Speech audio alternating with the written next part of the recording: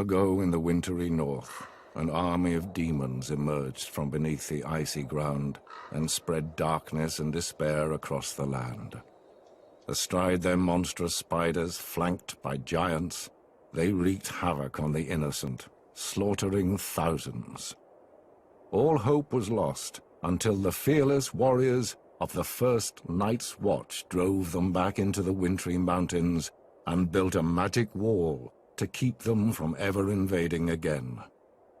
These stalwart brothers in black continue to protect us even to this day from the evils that lurk in the shadows.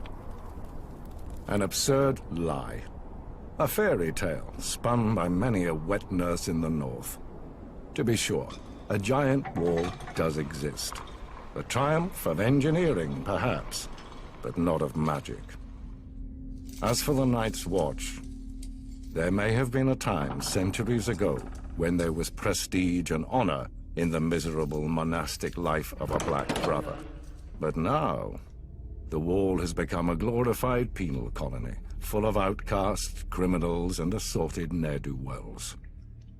Today, a typical man of the Night's Watch most likely started out a lowly beggar, or a rapist, or a village idiot. As for the few high-born watchmen, they either fought on the losing side of a war, or were disowned by their parents for one reason or another. Those who persist in defending the Night's Watch will claim the Seven Kingdoms need protection from the wildling tribes of the far north. But there's little to fear from those primitives.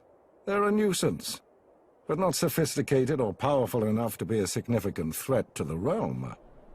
And any talk of White Walkers returning with their armies of the dead and their giant spiders and their snarks is just that.